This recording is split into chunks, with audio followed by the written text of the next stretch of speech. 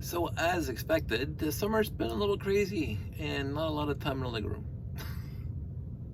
um, yeah, we went camping last weekend. So for those of you who are friends with me on Facebook, you would have saw that we were camping last weekend, and I saw possibly the biggest turtle I've ever seen in the wild. it was 2 feet long from tail to nose to tail. It was a really big turtle at 50 point. Yeah, camping was fun. It rained a lot, but that's fine. I've camped in rain before. Trailer's fantastic. We put it away last year and the fall, and this is the first time we had it out. We didn't even bother bringing it home first, which is something we usually do. We bring it home to temporarily set it up to, sheets and what's missing, blah, blah, blah. But because of our lives and how busy they were, we had no time to set it up throughout the week. And so we just grabbed it from the storage and we went straight to the campsite and set it up, and it was perfect. The trailer was perfect again. We fed that trailer, we figured out. It was a 2005 trailer. We got it a few years after that, when our original pop-up just completely disintegrated from dry rot from being 40 years old. And this one was used a few times by the previous family who really thinks camping should be 4-star hotels. That's fine. So it was a remarkably good condition when we got it, and then we took care of it, and of course we renovated the whole thing, interior wise. We had fun with that, and so the trailer is ours and custom made, quote unquote, for us.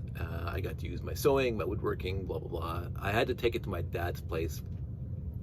The one thing about pop-ups, especially this kind of design, is that the front end, the bed that pulls out, has 4 bars to hold the piece of plywood in place at the mattress on top, and those bars go down to the tongue of the trailer, so that the weight is basically straight down onto the tongue, which is onto the ground from the the jacking up thing.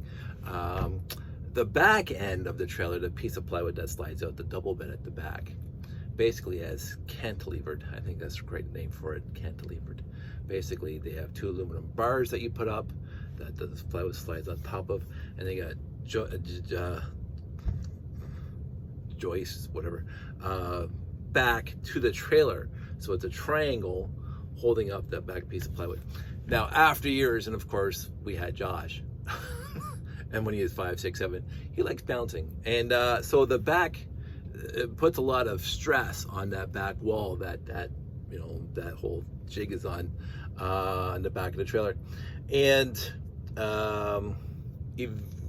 not surprisingly, the back got a little weak and got a little shall we say, elastic.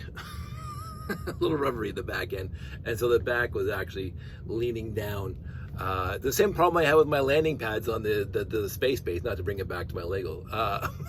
Basically, the back end was like sloping down away from the trailer. And so I took it over to my dad's place, and the quickest and easiest fix for me at the time was to go to my dad's place and use angle iron. My dad was a welder for trade, and his job for many, many years. And he has a whole shop full of, welding stuff and metal. And so I got 1.5 by 1.5 angle iron, not 1/4 inch, I think 3/8. It's pretty heavy. You can't bend it with your hand. It's pretty heavy. And I cut a piece that was the width of the trailer, and I put that on the outside, the width of the trailer, and on the inside, again, angle iron on the inside. And I had Dad weld up 2 flat bars, 2 feet long, off the angle iron. So the angle iron, if I should, okay, this is the trailer. This is the back of the trailer. This is the outside where the angle iron is. The inside, I had that piece of angle iron going along the back, and 2 pieces of flat bar going along the side of the trailer on the inside, so I could bolt those things, screw them into the side. And on the back, basically, I drilled 6 holes all the way through, 1/2-inch holes, and I bolted the outside angle iron and the inside angle iron together. So now the back end is completely rigid. It ain't going anywhere. It's the strongest part of the trailer right now. And so the after I did that, that back end ain't moving. It's never moving again. Josh can bounce on it all he wants, but he's 15 now, so he doesn't. But that back end is as rigid as anything. And it was an afternoon fix, hanging out with my dad, and welding and cutting metal and bolting it together. I loved it. I had a great time. I will say my idea of modifications, like this whole house is modded. You know, Sandy and I renovated every room in this house since we moved in here, and we're starting again because it's been 20 years now. And of course, I just finished the garage. If you've been paying attention, you're on my Facebook. I'm going to take a video of what I built in the garage pretty soon. But I don't mind as long as there's a tentative, nebulous, it doesn't have to be exact steps all the way through, some sort of plan, some sort of idea, some sort of granular, some sort of shell of an idea. I don't need it all thought out. I don't need it all thought out to start. As long as I have, I think I'm going to go in that direction. Again, my story is about going in that direction. I think I'm going to go in that direction, and I have a tentative, nebulous plan in my head, and there's an end state that it's going to be fixed. So, as long as I have that confidence, that throw it against the wall, see what sticks. No, it's better than that. It's better than no plan, but it's not. I don't need a completely step by step, every exact management plan to do something, to start something, and that's got me pretty far. By the way, a lot of people are so trepidatious, scared. Trepidatious, like trepidatious better in this context. A lot of people are trepidatious to start something if they don't have every little jot and tittle mapped out. There's some references for you there. I got an idea. And if it doesn't work, it doesn't work. Now, when you're dealing with your trailer, you want it to work. So my plan was a little more thought out than normal for the trailer, because like you're drilling holes into it. So it's like, you better be right. And there were some people that were questioning this, and I'm going in my head, like let's put it this way. So this is the wall of the trailer, right? So this is wall, and if you get here's me using Lego to make a point. So this is the wall of the trailer, the outside and inside the trailer, and of course the other walls go this way. So you put a piece of angle iron on the outside, and you put a piece of angle iron on the inside, and you drill through. So you drill through and you bolt it. That's okay, but it's not good, because there's nothing at all on this whole wall that's holding it to the rest of the trailer besides the little, whatever they built into it. They had these little tiny L brackets on the top, these little pieces of steel and so like this whole thing can just rip off the back of the trailer. Now, so my plan was not just to do that. Just put two pieces of length, one on the outside, one inside, because that would be the easiest. You just cut them to length, one on the outside, one on the inside. I clamped them and I drilled the holes. What I also did is I used PL Premium. They don't give me any kickbacks, but I love PL Premium. And I glued, and I gooped it to the trailer. And so not just the angle iron and the bolts, but the whole thing is PL Premiumed. But I thought, let's make it one step more. And this is just, again, nebulous plans when I'm looking at it. And I had this before I went to my dad's place, because I know he had angle iron, and I knew he had flat bar. So I said, the angle iron on the outside is going to be cut to the length of the outside from end to end. The inside, I'm going to leave like a half an inch when I cut the angle iron, so I can weld. So my dad can weld. I could have, but he does a much better job than I do. Weld 18 inches of. There's more Lego. Let's see. There we go. So I could weld these guys onto it. So all of a sudden now, this is the genius. It's not genius. That's not genius. So now all of a sudden, you can. The angle iron is not only bolted to the back wall, to the angle iron on the outside, but now I can screw these side pieces, these side rails, if you want to call them that, into the side panel of the trailer. So now you'd have to lift the whole thing off for it to fall off, and it's not going to. So again, is it over engineering? Possibly. And the one thing about me is, in any normal context, I don't have a lot of problem with over engineering anything. And again, without putting too much thought into it. We did that. I don't know if we did it pre-COVID, but it was a while back, and the trailer, before it would squeak when Josh is moving around the bed because of the back wall. It was like not that, but he's a kid, and he's like, so a 6-year-old just like bouncing around, and so Sandy on the other side of the trailer trying to get some sleep, and every time he moved, the back wall or whatever was like making a ruckus. So the trailer makes no noise now at all. It's like rock solid. And so this is going to last us the length of time we're going to own this trailer. Now, on top of that, when it was done, since we renovated the entire interior of the trailer, because again, we ripped out the entire interior of the original trailer. Again, it wasn't bad. For the trailer, for us, we do not cook and we do not do dishes inside the trailer. We have this whole kitchen set up that we set up outside the trailer, underneath the awning, which I've always done. I've never cooked inside a trailer. I've never did dishes inside a trailer. I don't want that. And so we first got the trailer. We used it for 1 or 2 years. We realized what we loved about it. We realized what we didn't love about it. The stove and the sink were always in the way. We weren't using them. I didn't want to connect up the water. I hate water inside the trailer because if it splashes, it gets onto the particle board that trailers are notoriously made from, and it just rots, right? And having the gas stove in the trailer, the propane stove, I'm always worried that there's a leak. Now, again, as the trailer gets older, the piping starts corroding and rusting. I don't want that overhead. I do not want propane leaking inside the trailer. And so after 2 or 3 years of us owning the trailer, we ripped out the whole thing. We ripped out all the cabinets, ripped out all the plumbing, everything. And that gave us so much more space because there was a water tank in the trailer that took up half the bench. It was buried into the bench. And so we ripped out, we got more storage space now. And then we'd have no more water concerns in the trailer.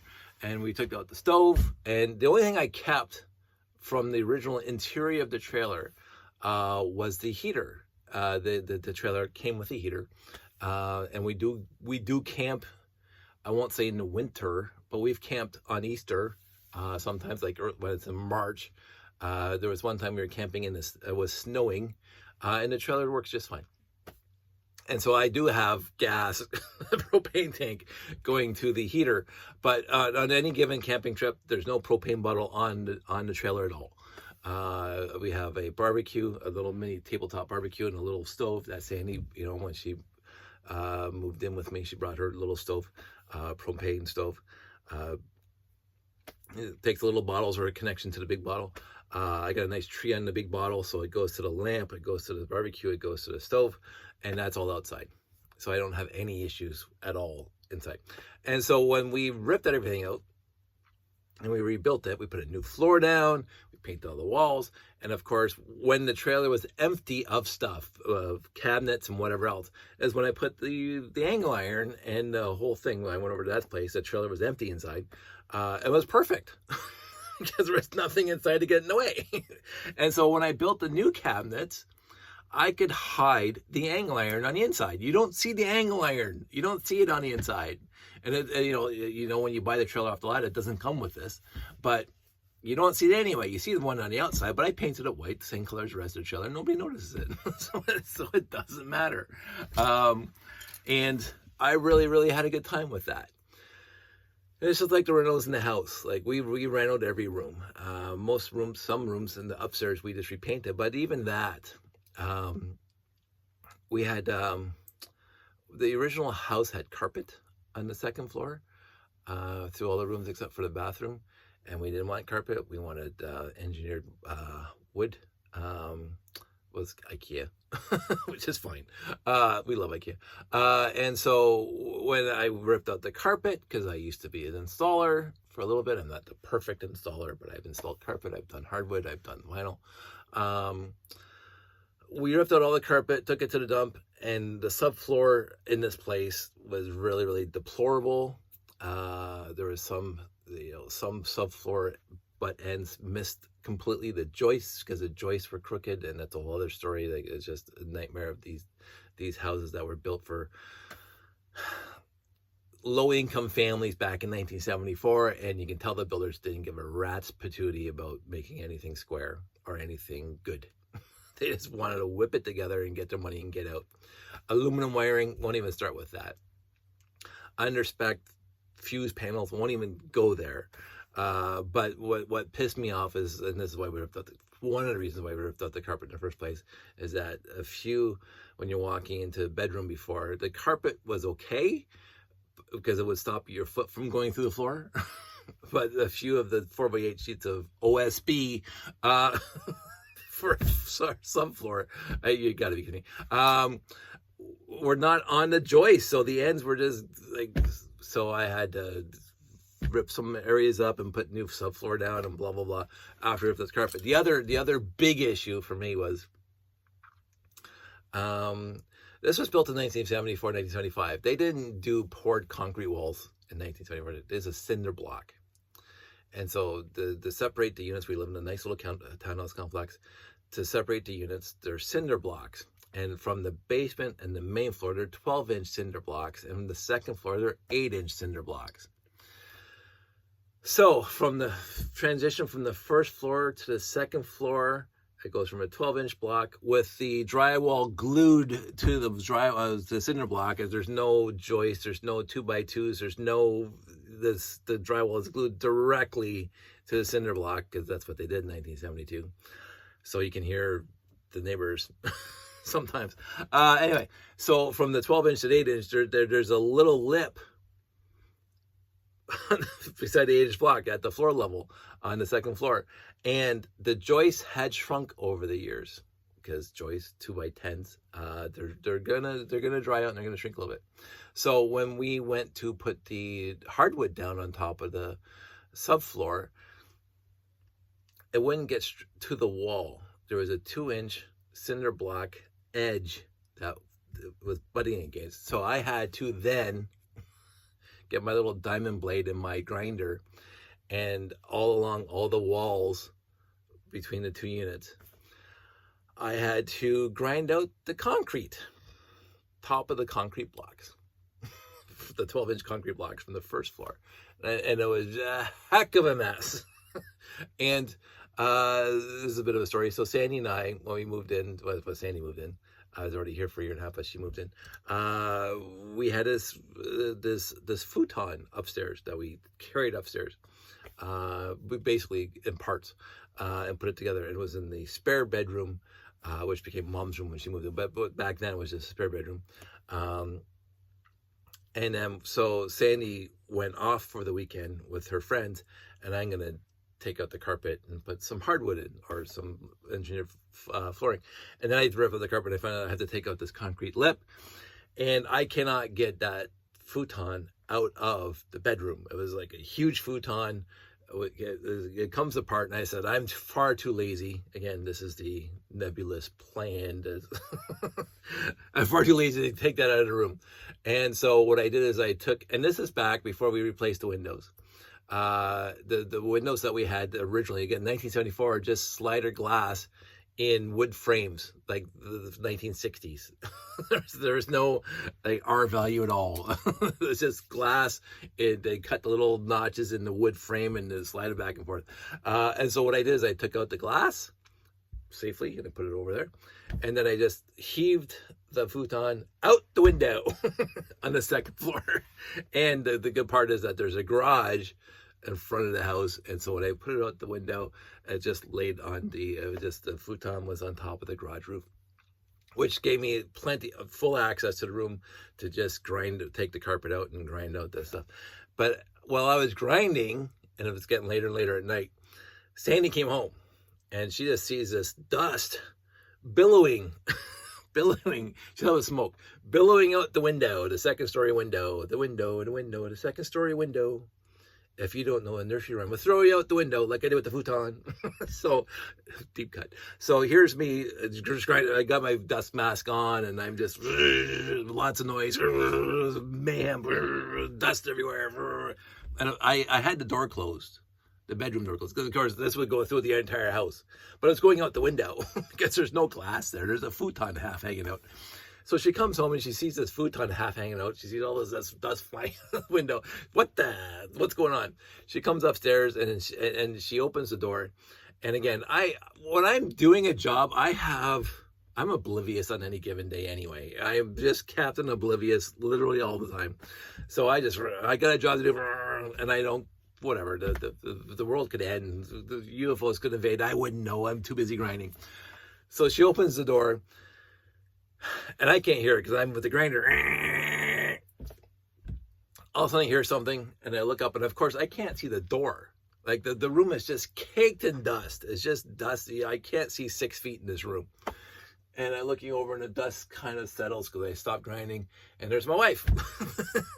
And she looks at me, and I'm just head to foot concrete dust. Like I am just caked in it. Like my eyes were watering a little bit because of the dust. And so I had these little streams going down and whatever. And I was just like, and I had the mask on, thankfully.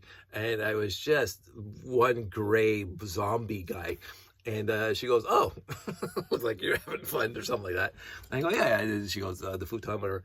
Because that's what I do. If I'm doing something like that, and I have a little bit of a plan, I'm going to just keep on going with the plan until either fruition, and I do not try to ignore the sunk cost fallacy, but that, of course, that rarely comes into play when I'm doing a job, because I can't think of one. I probably could if I had took the time.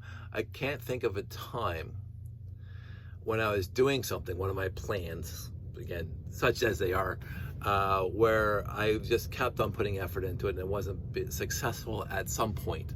I have all the faith in the world, I guess you could say, in my hack ability to get something in place by the end of the plan that will be at least better than it was. Sometimes it's spectacular. The trailer, absolutely spectacular. I had a plan, and it turned out to be the best thing ever for the trailer, and then we got much more years out of it. Throwing the futon out, fantastic plan for me. So I do like to keep record in my head, a tally of my plans that were hugely successful, very few. The list is small, and mostly successful, a few more, moderately successful, the great majority of them, and it just rudimentarily a step above successful, or better than it was. And not some of those. Some of my plans are just a step above. There's never been a plan that I've implemented that was below the starting point, which is great for me. I could justify it in my head. So you can take that as it is. Your mileage may vary. But I like doing that kind of stuff. And I do like, my dad would used to call it going off half-cocked, but it was never that. It was never going off half-cocked. Half-cocked means that you don't have an end state in mind. In my opinion, my estimation of what half-cocked means, going off half-cocked, which means that you haven't fully thought out the entire thing. And again, there's a difference between planning every single step, which is like huge, and which I rarely do, and having a plan for the end state. My plans always have an end state, which is to be better than the beginning state. so I get rid of the carpet, put it in the hardwood, and whatever obstacles you meet, you're gonna meet. And so my sunk cost fallacy has been 0. To give up on something because of the sunk cost fallacy has been, that I can think of right now. When it comes to this kind of stuff. Now, when it comes to dating. That's a completely different thing, and I'm not going to talk about that here. My sunk cost fallacy of dating, all but one. I'm going to say that right now. That's all I have to say at this point. All but one. We're all sunk costs. I should have known better. I don't want to talk about this much, but I should have known better. Met Sandy, and that was the end of my reign of just sunk cost fallacies for dating. Thankfully, she walked into my life because, like, wow. Anywho, I was gonna talk about something else, but I already got 26 minutes of this, and I needed a video because we're all caught up now. The Megacore magnetizers, which are right there, that video was made weeks ago. But I think April or beginning of May when I finished those videos, and we're almost at the end of June. So I had to wait 2 months for all my videos to get on the YouTubes, because I scheduled one a day. And the last one was released this morning at 6 a.m. So now this is going to be released tomorrow morning, Wednesday, June, whatever date today, the 25th, I don't know. And so we're all caught up. I had so much to say back then in April and May because there were so many things going on with my Lego hobby, and since then I did 2 shows, as you saw. They were fantastic shows. Both of them were just outrageously fantastic shows. Very happy with them. My next show is going to be November. So we got a bit of a wait. Now, not to say that I'm not going to do some Lego stuff between now and November, because I got a few things I got to do and say, and I like doing that kind of stuff. But I don't know if I'm going to be going weeks ahead like I did with April and May. So there will be days, and I'm warning you now, if you can make it to the 26-minute mark, there will be days when there is no video released at 6 a.m. on a weekday, and that's just because summer is here, and we have a lot of renos, ideas that we have, and we're gonna do some stuff over the summer, camping and whatever else. And so please do not be disappointed or surprised when you wake up in the morning and there's no video on Sparky 1701 YouTube channel at 6 a.m. And it's just because it's going to be busy. And now I'm going to try to be consistent that all these videos that I'm going to release is going to be at 6 a.m. Because I kind of like that. It's something I do. Like this one will be released tomorrow morning, and I'm going to make another video right after this, and I'll be released Thursday morning, so I'll be 2 days ahead.